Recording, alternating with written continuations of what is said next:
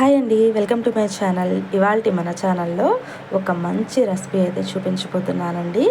అది కూడా ఈజీగా ఎవరైనా పెట్టుకెళ్ళే విధంగా వడియాలను అయితే చూపించబోతున్నాను. ఈ వడియాల్ని ప్రిపేర్ చేసుకోవడం కోసం ముందుగా 1 కప్పు సగ్గుబియ్యం ఉంటే సరిపోతుంది. 1 కప్పు సగ్గుబియ్యంతోనే ఏమి ఇంగ్రీడియంట్స్ వేయాల్సిన అవసరం లేదండి. ఒకే 1 కప్పు సగ్గుబియ్యము ఒకే ఒకటి ఉంటే సరిపోతుందన్నమాట. ఇక్కడ 1 కప్పు దాకా సగ్గుబియ్యాన్ని అయితే తీసుకున్నాను. అది కూడా కొంచెం లావుగా ఉన్న సగ్గుబియ్యాన్ని అయితే ఇక్కడ నేను వాడుతున్నానండి. ఇలా తీసుకున్న సగ్గుబియ్యాన్ని ఒక మిక్సీ జార్లోకి వేసేసుకుని మెత్తగా గ్రైండ్ చేసుకోవాలి. ఇలా మంచిగా గ్రైండ్ చేసుకున్న తర్వాత ఇక్కడ నేను మీకు చూపిస్తున్నాను చూడండి. మరీ అంత మెత్తగా గ్రైండ్ చేసుకోవాల్సిన అవసరం ఏమి లేదు. ఈ విధంగా ఉంటే సరిపోతుందన్నమాట. ఇలా గ్రైండ్ చేసుకున్నది పక్కన పెట్టుకుని ఆ తర్వాత ఏ గిన్నెలో అయితే వడియాలు ప్రిపేర్ చేసుకోవాలనుకుంటున్నామో అదే గిన్నెలోనికి ఒక 5 కప్పుల దాకా వాటర్ని అయితే తీసుకోవాలి. 5 కప్పుల దాకా వాటర్ తీసుకుని ముందుగా గ్రైండ్ చేసి పెట్టుకున్నాం కదండి. గ్రైండ్ చేసి పెట్టుకున్న సగ్గుబియ్యం పౌడర్ని ఇందులోకి అయితే యాడ్ చేసేసుకోండి. ఇలా ఒకసారి మంచిగా యాడ్ చేసుకున్న తర్వాత ఒకసారి కింద నుంచి పైకి కలిసేలాగా ఒకసారి మొత్తం ఉండలేమి లేకుండా ఈ విధంగా కలిపేసేసుకోండి. ఇలా కలుపుకున్నది స్టవ్ మీద అయితే పెట్టుకోవాలి. ఇలా స్టవ్ మీద పెట్టుకుని మెత్తగా చక్కగా స్మూత్గా ఉడికేంత వరకు ఉడికించేసుకోవాలండి. ఉండలేమి ఉండకుండా కంటిన్యూస్గా ఇలా తిప్పుకుంటూనే ఉండాలన్నమాట. కొత్త వాళ్ళు కనుక ట్రై చేస్తుంటే కనుక జస్ట్ ఒక 10 నిమిషాలు ఉడికిస్తే సరిపోతుందండి. ఆ తర్వాత ఇందులోకి టేస్ట్కి తగినంత సాల్ట్ వేసేసుకోవాలి. చూసారు కదా, నాకు కరెక్ట్గా 7 మినిట్స్ అయితే ఉడికించాను. చక్కగా దగ్గర పడిందనమాట. ఇంకా 3 మినిట్స్ ఉడికిస్తే సరిపోతుంది. మంచిగా ఈ విధంగా ఉడికించేసుకోవాలి. చూడండి, ఇలా ఉడికిన తర్వాత ఇంకా దగ్గర పడుతుంది. ఈ విధంగా ఉడికితే సరిపోతుంది. ఇప్పుడైతే కలర్ కూడా చేంజ్ అయ్యింది, చూసారు కదండి. ఇలా ఉంటే సరిపోతుందన్నమాట.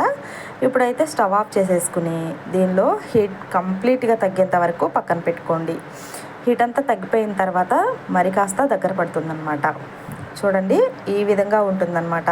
చూసారు కదా, దీనిలో హీట్ తగ్గిపోయిన తర్వాత ఈ విధంగా ఉందన్నమాట. ఇప్పుడు 2 గిన్నెలు పెట్టుకుని దానిలోనికి సపరేట్గా డివైడ్ చేసుకున్నాను పిండిని. దీనిలోకి అయితే నేను పిస్తా గ్రీన్ కలర్ని అయితే 2-3 డ్రాప్స్ అయితే యాడ్ చేసుకుని చక్కగా ఇలా కలిపేసుకున్నాను. మిగిలిన వేరే బౌల్లోనికి రెడ్ కలర్ ఫుడ్ కలర్ని యాడ్ చేసేసుకుని ఇది కూడా కలుపుకున్నాను. ఇది పూర్తిగా ఆప్షనల్ మాత్రమే. ఇష్టమైతే యాడ్ చేసుకోండి, బట్ లేకపోతే డైరెక్ట్గా ఉడికించుకున్న పిండిని చక్కగా ఇలా ఒక కవర్ మీద అయితే పెట్టేసుకోవచ్చు.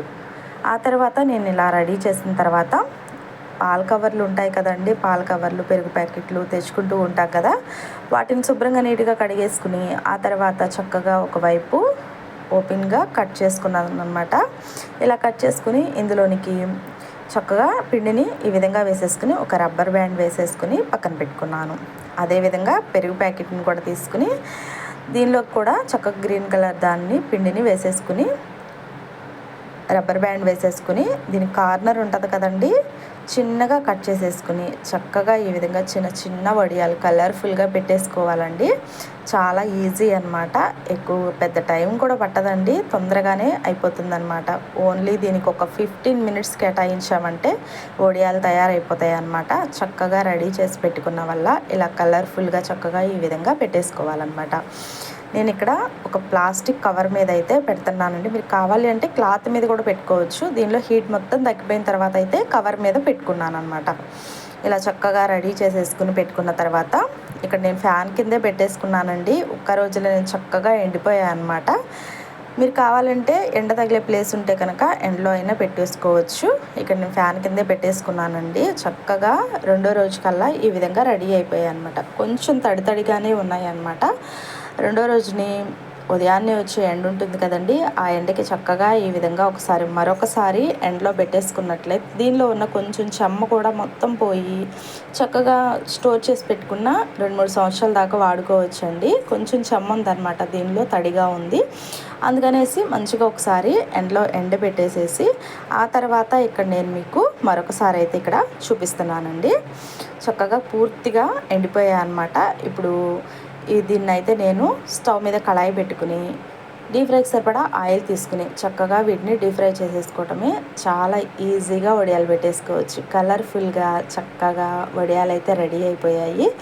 డెఫినెట్లీ మీరు కూడా ఒకసారి ట్రై చేయండి, బాగా నచ్చుతాయి అన్నమాట. మా పిల్లలు అయితే బయట తీసుకొచ్చారా ఇంత కలర్ఫుల్గా ఎంత బాగున్నాయని చాలా హ్యాపీగా ఫీల్ అయ్యారనమాట. మీరు కూడా ఒకసారి అయితే ట్రై చేయండి, మీకు బాగా నచ్చుతుందండి. చాలా టేస్ట్గా కూడా ఉంటాయన్నమాట. ఇంత సింపుల్గా వడియాలు చేసుకోవచ్చు అని మీకే అర్థమైంది కదండి. సో మీరు కూడా ఒకసారి ట్రై చేయండి. ట్రై చేసి మీ ఫీడ్బ్యాక్ నాకు తెలియచేయడం అస్సలు మర్చిపోకండి. మరి మీకు ఈ వీడియో నచ్చిందని అనుకుంటున్నాను. నచ్చితే కనుక లైక్ చేయండి, షేర్ చేయండి. పక్కనే ఉన్న బెల్ ఐకాన్ని క్లిక్ చేసినట్లయితే నేను పెట్టే వీడియోస్ అన్నీ మీకు నోటిఫికేషన్ ద్వారా అందుతూ ఉంటాయన్నమాట. సో కొత్త వాళ్ళు కనుక చూస్తున్నట్లయితే తప్పకుండా మన ఛానల్ని సబ్స్క్రైబ్ చేసుకోండి. చక్కగా డీప్ ఫ్రై చేసేసి మీకు ఇక్కడ నేను వడియాలు చూపిస్తున్నాను చూడండి. పప్పుచారు కానీ, రసం కానీ, చక్కగా గ్రేవీ కర్రీస్ కానీ ప్రిపేర్ చేసుకున్నప్పుడు ఇలా చేసుకుని తిన్నారంటే ఎంత బాగుంటాయంటే, ఇలా ఈవినింగ్ టైం స్నాక్స్ లాగా రెడీ చేసి పెట్టిన పిల్లలు 1కి 4 అడిగి తింటారు, అంత బాగుంటాయి అన్నమాట. So thank you for watching. Have a nice day.